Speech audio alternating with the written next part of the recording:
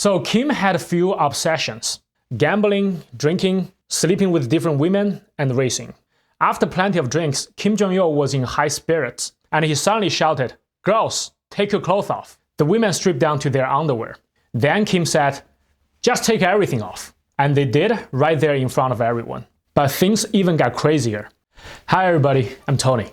Today let's talk about the secret life inside North Korea's royal court, the lonely foodie Kim Jong-il, and the wild stuff on his dinner menu. The story of this video based on a book called I Was Kim Jong-il's Personal Chef, authored by a Japanese man, Kenji Fujimoto. Starting in 1982, he served as Kim Jong-il's personal chef on and off for about 20 years. Although he was just a chef, he might be the person who knew most about the inner works of the Kim regime. He ended up knowing more about the Kim dynasty than most North Korean officials, and even had better intel than what the CIA had. That's because he was right there with Kim Jong-il day and night. They would eat together, hit sauna together, and even go to bathroom together. And when he finally escaped from North Korea, he brought stories no one else could tell. When most of us think of North Korea, we picture hunger, poverty, and lots of military parades. But behind those closed borders, the elite lived a very different lifestyle. Back in the 1980s, North Korea quietly brought in many foreign specialists. Some were brought in legally, and some were flat out kidnapped into the country. In 1982, North Korea's government wanted to open a series of international restaurants in Pyongyang and to serve the country's high-ranking officials. This included a Japanese sushi restaurant. With a Japanese restaurant, they want to hire a chef from Japan to make sure that they can offer the authentic Japanese experience.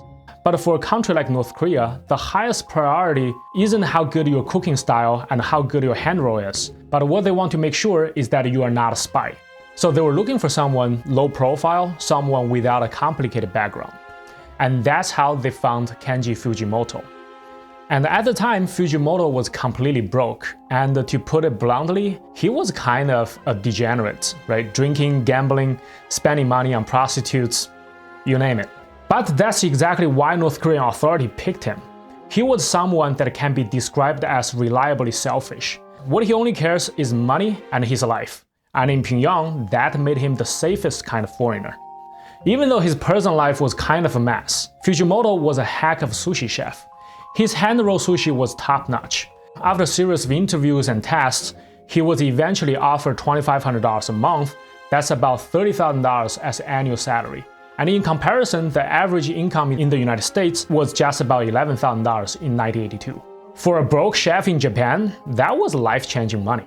Before he went to Pyongyang, he knew North Korea was kind of a crazy country, and he also knew it might be a one-way ticket. But he still packed his knife and went to Pyongyang alone because for someone like him, the deal was just too good to turn down.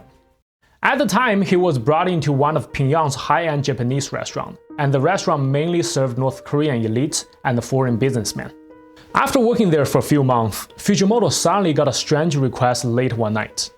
An official showed up to his door and told him to pack up his best ingredients along with his kitchen tools and be ready immediately. No details, no explanation.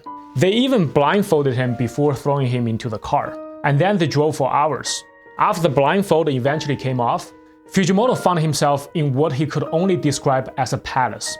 Grand, opulent, and unlike anything he had seen in North Korea before. Once he arrived, he saw over 20 North Korean officials in the room, and among them was this unremarkable, chubby, middle-aged man with permed hair. And this guy casually said to Fujimoto, "Hey, make me some toro." Fujimoto was taken aback. Toro? That's not something your average North Korean would even know about. In his experience, even high-ranking North Korean officials didn't know much about food. Getting to eat regular salmon sushi was already a big deal for them. But this man knows what's good. Right off the bat, he asked for toro, which is the belly of bluefin tuna. Most of us don't know this, but the part of the tuna that we eat in the sushi restaurant isn't usually the best part. Tuna is a super lean fish. It literally swims non-stop its entire life, because if it stops breathing. So naturally, it doesn't have much fat. But the belly cut, the toro in this case, has the perfect mix of fat and meat. A tuna has a few pounds of toro on it, makes it incredibly expensive. So the moment this man asked for toro, Fujimoto knew this was not just some random official. He had clearly been around, eating well, and knew exactly what to ask for. Then Fujimoto got to work, carefully slicing and plating a few perfect pieces. The man took one bite and said, this is delicious. Then he told Fujimoto to keep them coming. So Fujimoto kept feeding him Toro sushi, piece after piece, probably close to 20 pieces, when the man finally leaned back and said, "That's enough. This is a great meal." And then he casually handed over an envelope. Fujimoto opened it when he got home. Inside was 50,000 yen, which is about $300 at the time. And he thought to himself, wait, who is this short, unremarkable looking guy? He has got top-level security, has the taste for the good stuff, and clearly isn't shy about tipping. The next day, Fujimoto opened the newspaper, and there he was. That low-profile guy from the dinner turns out to be Kim Jong-il, son of Kim Il-sung, which is the general and so-called the future supreme leader of North Korea. The moment left a deep impression on Fujimoto. He kept hoping for another chance to serve this guy. Not because he's gay or something, but just one dinner service had tipped him 50,000 yen. Who knows how much more could come next? Sure enough, not long after, late one night, a North Korean official showed up out of nowhere and tossed Fujimoto into a black Mercedes. No explanation, no heads up, just get in. They drove him to one of Kim Jong-il's secret gas houses, and this is the second time Fujimoto served Kim. But here is something that says a lot about Kim's lifestyle. The banquet didn't start until 2 a.m. in the morning. According to Fujimoto, this was typical. Kim often held late-night parties that ran until sunrise. Just want to point out, it wasn't a one-time thing. This was his daily routine. And when it came to food, Kim had a very particular taste. He only wanted the richest and the fattest cut of sushi. Health? Not really a concern. He loved high-fat and high-carb meals and has to always paired with strong liquor. He died at age 69, which is considered a short life by modern standards. But considering how he lived, I think it's kind of amazing that he made it that far. But Kim was thrilled again that night, and even tipped Fujimoto more generously than the first time. Unfortunately, the good times didn't last. Fujimoto had only signed a one-year contract. After the contract ended, he returned back to Japan. Once back home, he couldn't stop thinking about how good life had been in Pyongyang. Sure, he was talented, but Japan has no shortage of skilled sushi chefs. He was just another face behind the sushi counter in Japan. There was no special privilege, no extra attention, and certainly no envelopes with full of cash. And it didn't take long before he started looking for a way to go back to North Korea. Coincidentally, Kim Jong-il missed him too. He missed the sushi, the Toro, and the Fujimoto's company. So after working in Japan for 2 more years, Fujimoto got the call. And this time, he returned to North Korea with a major promotion.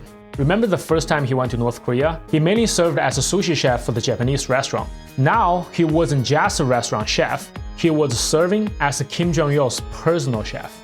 Now here's a question worth of thinking about. Why would someone as powerful as Kim Jong-il would miss an ordinary guy like Fujimoto? Well, let's be real. Fujimoto must have been good at what he did. In North Korea, bad sushi doesn't get you a bad review, it gets you executed. His cooking skills were legit. In fact, before going back to North Korea, he was offered to become an executive chef in one of the major sushi restaurants in Japan. And in his book, he also mentioned one of his killer applications was his ability to blend local North Korean ingredients with Japanese cooking techniques, creating a kind of localized Japanese cuisine that suited Kim Jong-il's taste.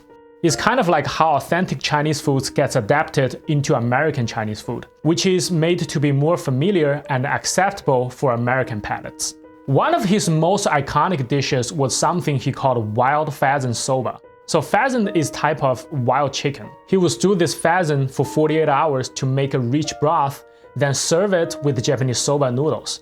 And Kim was obsessed with it.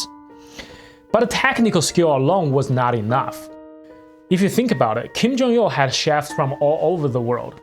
He had Portuguese chefs for Mediterranean cuisine, he had Italian chefs making him pizza and pasta, and Fujimoto was just one of many.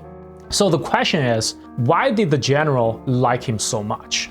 To answer that question, we need to first understand one thing. Life as a dictator is actually pretty boring. These guys don't have friends. They don't trust anybody. In their minds, everyone is either plotting against them or sucking up for power. But then you have got this random Japanese chef who barely speaks Korean, couldn't care less about politics, and just want to cook and get paid, making him someone the general could actually trust and be friends with. And beyond just cooking, he's someone also from East Asia, so he understands the culture, he understands the vibe, and he understands how exactly to talk to Kim Jong-il. So Fujimoto can actually bring something even more valuable to the table, which is emotional support. Eventually, Fujimoto was not just some guy in the kitchen anymore. He became Kim's companion, someone he could actually hang out with. So Kim Jong-il was complicated. On one hand, he was a paranoid dictator who constantly looking over his shoulder. But on the other hand, he just wanted to have fun, just like the rest of us. So Kim had a few obsessions: gambling, drinking, sleeping with different women, and racing, especially for motorcycles and jet skis. Overall, you can say he was a degenerate. And so was Fujimoto. And that's probably another reason why they clicked so well. So over time, Fujimoto basically became the ultimate sidekick in Kim's self-made entertainment world. Whatever the general wanted to do, Fujimoto not only played along, but also played along really well. Take gambling, for example. Kim Jong-il loved gambling, right? From poker to blackjack. The problem is none of his officials knew how to play. I mean, most of them had never even left Pyongyang, let alone seen a casino. But for this chef, he knew the game and he knew the vibe. So anytime Kim wanted a poker night, guess who got the call? Same deal with the motorcycles. Kim loved cruising around his palace on a bike, but no one else knew how to ride except Fujimoto. The general was a big Yamaha guy, and as luck would have it, Fujimoto not only knew how to ride, but could also help him to tune the bike, which is to make the bike have better performance. So picture this, right? So two short, chubby Asian guys in sunglasses riding laps around the hills of North Korea, which can be described as Fast and Furious, the dictator drift. And here's an instance really showed how emotionally intelligent Fujimoto was. When Kim played games, no one dared to win. Like in basketball, for example. No one would ever try to block him, trying to play some legit defense, because beating the supreme leader could literally get you executed. But the problem is that even dictators hate playing games they always win. But the chefs see through this. One time, they were racing jet skis on the river. Most of the North Korean officials wouldn't even think of passing the general. But Fujimoto hit the throttle just enough to edge out a tiny win. Not too much though, just by a little bit. Beating him too much would still get you executed, but a half body length, that's just about right. And it worked. Kim was so thrilled. After the match, he goes, "Holy shit, that's wild. No one ever made me feel this competitive before, and you have successfully got me fired up." For the next 2.5 weeks, Kim couldn't stop thinking about how to beat Fujimoto. And a month later, he called for a rematch. This time, he came prepared and easily smoked the chef. So after the race, Fujimoto played it perfectly. He asked how the general managed to win so easily. Kim burst out laughing so hard and proudly revealed his secret. "I import the most powerful jet ski in the world." Then, of course, Fujimoto didn't call him out as a cheater. Instead, he responded by praising his machine and Kim's skills with just the right tone. It wasn't over the top, but it was enough to make Kim feel triumphant. So after a while, Kim and the chef got super tight, like real homies. How close? They even hit the sauna together. So there was one time Fujimoto was chilling in the sauna in one of Kim Jong-il's palace. At the time he was totally naked, just enjoying himself. And suddenly the door flies open, boom, and in walks Kim Jong-il. And he was also completely naked. And he walks straight up to Fujimoto and goes, "Hey Fujimoto, you have got solid body. You must be really good at sports, huh?" Fujimoto looks him over, and yep, Kim Jong-il does not have a single ounce of muscle, just pure body fat, top to bottom. But I mean, what do you expect? The guy partied from 2 a.m. to 7 a.m. every night and probably never seen a dumbbell in his life. Not even dumbbell. He probably never had to carry anything in his life. But the point is, this shows how much Kim trusted Fujimoto. Walking into a sauna, butt naked, and casually commenting on each other's physiques like they were college roommates. That's not just friendship, I would call this the dictator level trust. So Fujimoto eventually found himself as part of some of the supreme leader's most private form of entertainment. There have always been rumors about North Korea's so-called pleasure squad, which is a group of young women who serve and provide sexual services to high-ranking officials. Well, Fujimoto confirmed it with his own eyes. At one banquet, Kim brought in pleasure squads. This was Fujimoto's first time seeing them. After plenty of drinks, Kim Jong-il was in high spirits, and he suddenly shouted, "Girls, take your clothes off." The women stripped down to their underwear. Then Kim said, "Just take everything off." And they did, right there in front of everyone. But things even got crazier. Kim Jong-il gave another order. He told all the top officials to get up and dance with the completely naked women. But he laid down a strict rule: no touching. If anyone lays a finger on them, he said, "You are a thief, and the thieves get punished." So now all these high-ranking officials are awkwardly dancing with naked women, desperately trying their best to look normal. Meanwhile, Kim just sat back, sipping his drink, and watching everything unfold with a satisfied smile. The whole scene left Fujimoto in shock. This is something so wild, so unreal, that he wasn't even sure whether to laugh, panic, or just pretend he didn't exist. So the origin of the North Korea's pleasure squad are believed to trace back to 1978 during the rule of Kim Il-sung, which is Kim Jong-il's father. The group was allegedly established based on the belief that interaction with young women could enhance the leader's vitality. To me, this is just complete BS. Reports indicate that members are selected based on specific criteria, including their talents, youth, and virginity. Once chosen, they reportedly undergo rigorous training in various forms of entertainment and service.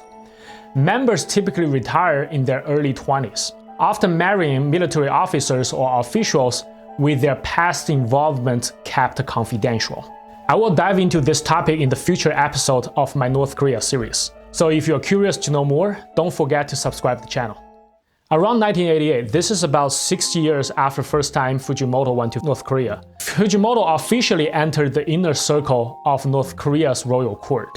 From that point on, he got a front row seat to the life of Kim Jong-il and to witness how extravagant, absurd, and dangerous the North Korean regime really was.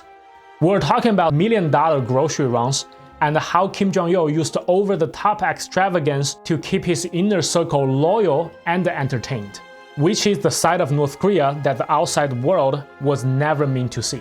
We'll dive into all of that in the next episode, but don't click away too fast. There was a little teaser for the next episode waiting at the end. So if you want the full story, make sure to subscribe, turn on notification, and I will see you there. Then Kim leaned in and asked, "Do you know what's different about you now?" Before Fujimoto could respond, Kim told him, "Just take off your pants." After Kim Jong-un took over, he had Jan executed, and not just with a bullet. Reports say he was literally blasted apart with an anti-aircraft missile. But when Fujimoto got there and took a look, he realized Kim's finest liquor collection was basically a Costco liquor store.